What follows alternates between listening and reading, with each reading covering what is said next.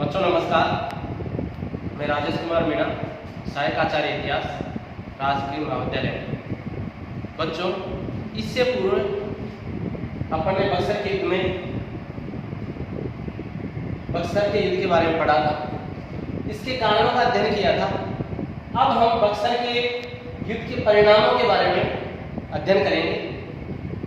पहले हम बक्सर के युद्ध के घटनाक्रम के बारे में थोड़ा जान लें।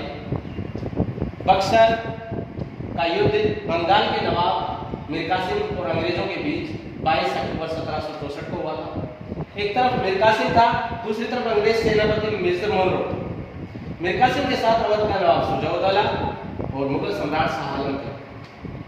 और मीर कासिम की सेना 40,000 थी, अंग्रेजों की सेना 8,000 थी। इस युद्ध में अंग्रेजों की विजय हुई। अंग्रेजों की विजय ने उनकी सैनिक श्रेष्ठता को सिद्ध कर दिया। जिस प्लासी के युद्ध को अंग्रेजों ने छल कपट से जीता था, अब की बार बक्सर के युद्ध को उन्होंने अपनी सैनिक श्रेष्ठता से जीता। इसमें अंग्रेजों की विजय हुई। मीर कासिम युद्ध स्थल से भाग निकला। सुजाउद्दौला ने युद्ध में आत्मसमर्पण कर दिया। इस बक्सर के युद्ध ने प्लासी के अधूरे कार्य को पूरा कर दिया। प्लासी के युद्ध की विजय से अंग्रेजों का अधिकार सिर्फ बंगाल पर हुआ, लेकिन इसने अंग्रेजों की विजय का मार्ग संपूर्ण भारत में प्रशस्त कर दिया। इस प्रकार बक्सर के युद्ध ने प्लासी के अधूरे कार्य को पूरा किया। बक्सर के युद्ध के बहुत महत्वपूर्ण परिणाम निकले। बक्सर के युद्ध के जो परिणाम निकले उनका अध्ययन करेंगे, लेकिन आप लोग ये ध्यान रखें, बक्सर के युद्ध के बारे में कभी इसकी तिथि पूछ ली जाती है, कभी पूछ लिया जाता है किस किस के बीच हुआ था।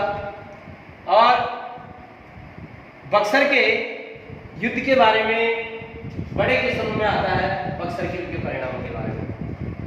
बक्सर के युद्ध के परिणामों में पहला जो परिणाम था वो था बंगाल में अंग्रेजों का प्रभुत्व स्थापित होना। दूसरा जो महत्वपूर्ण कारण था अवध के नवाब पर अंग्रेजों का प्रभाव स्थापित होना। अवध पर भी अंग्रेजों का प्रभाव स्थापित हो गया। बंगाल पर प्रभुत्व स्थापित होने के बाद अवध पर अंग्रेजों का प्रभाव स्थापित हो गया, क्योंकि बंगाल के राजा पर विजय प्राप्त की। साथ में अवध का नवाब सुजाउद्दौला था, उसने आत्मसमर्पण कर दिया, तो अवध पर प्रभाव स्थापित हो गया। इसके साथ ही साथ मुगल सम्राट शाह आलम भी इस युद्ध में थे। मुगल सम्राट शाह आलम भी पराजित हुए, इसीलिए मुगल सम्राट पर कंपनी का प्रभुत्व स्थापित हो गया। तीसरा कारण चौथा, अंग्रेजी कंपनी की शक्ति और प्रतिष्ठा में वृद्धि। अंग्रेजी कंपनी की शक्ति और प्रतिष्ठा में वृद्धि हुई, क्योंकि बक्सर के युद्ध में उन्होंने अपनी सैनिक श्रेष्ठता सिद्ध कर दी। 40,000 सैनिकों पर मात्र 8,000 सैनिकों ने विजय प्राप्त कर ली। अगला जो कारण पांचवा, छठा कारण संपूर्ण भारत पर, पांचवा कारण अंग्रेजों की सैनिक श्रेष्ठता सिद्ध होना। पांचवा कारण अंग्रेजों की सैनिक श्रेष्ठता सिद्ध होना। इस युद्ध में अंग्रेज सेना 8,000 थी, बंगाल के नवाब की सेना 40,000। बंगाल के नवाब के साथ अवध का नवाब भी था और मुगल सम्राट भी था, लेकिन फिर भी अंग्रेजों की विजय हुई। अंग्रेजों की विजय से उनकी सैनिक श्रेष्ठता सिद्ध हुई। छठा कारण संपूर्ण भारत पर प्रभाव। इस बक्सर के युद्ध ने प्लासी के अधूरे कार्य को पूरा कर दिया। संपूर्ण भारत पर उनकी विजय का मार्ग प्रशस्त हुआ और संपूर्ण भारत पर उनका प्रभाव व्याप्त हो गया। सातवां कारण प्लासी के कार्य को पूरा करना। प्लासी का जो युद्ध था अंग्रेजों ने जीता, छल कपट से जीता। बंगाल के नवाब सिराजुद्दौला को उसी के सहयोगियों ने विश्वासघात किया सिराजुद्दौला के साथ, और इसी कारण सिराजुद्दौला पराजित हुआ। लेकिन जो सिराजुद्दौला बंगाल का नवाब था, प्लासी के युद्ध में पराजित हुआ, उस पराजय का बदला लेना चाहता था अगला जो शक्तिशाली शासक है मीर कासिम। वो इस प्लासी के कार्य को पूरा कर, प्लासी में जो पराजय हुई थी बंगाल के नवाब की, उसका बदला लेना चाहता था। अब हम थोड़ा विस्तार से इन कारणों के बारे में चर्चा करेंगे। बंगाल पर अंग्रेजों का प्रभाव स्थापित हुआ।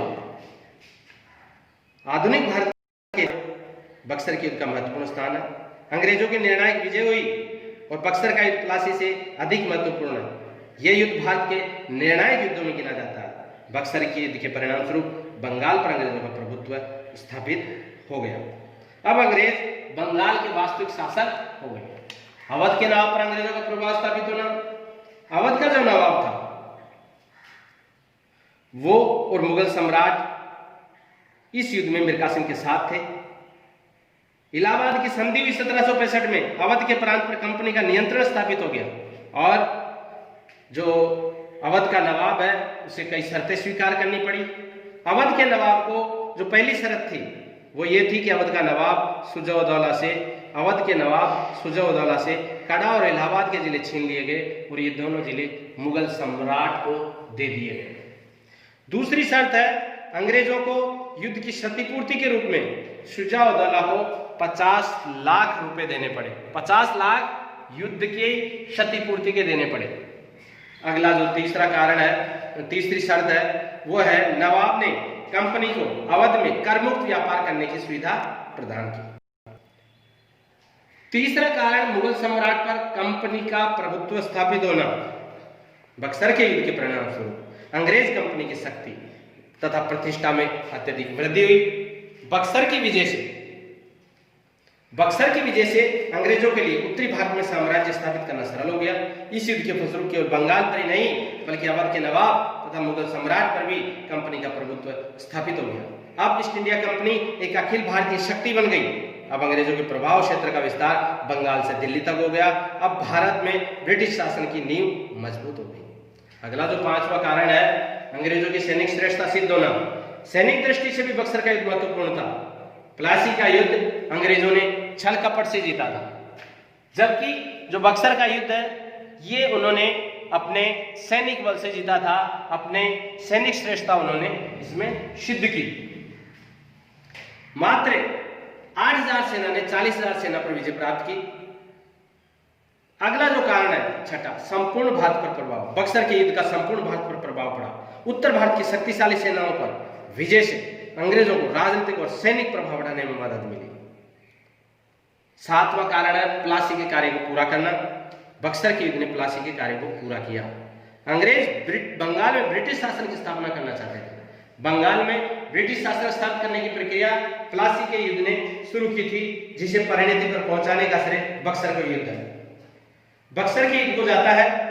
प्लासी के युद्ध के द्वारा अंग्रेजों ने केवल बंगाल में पांव जमाए थे, जबकि जो बक्सर का युद्ध है इसके द्वारा उन्होंने बंगाल पर अपना अधिकार कर लिया और बंगाल के वास्तविक शासक बन गए। और यही नहीं, जो प्लासी का युद्ध लड़ा था अंग्रेजों ने जिस उद्देश्य से, उसकी वास्तविक पूरी बक्सर के युद्ध में हुई। उनका उद्देश्य प्लासी के युद्ध में पूरा नहीं हुआ था, वो उद्देश्य बक्सर के युद्ध में पूरा हुआ।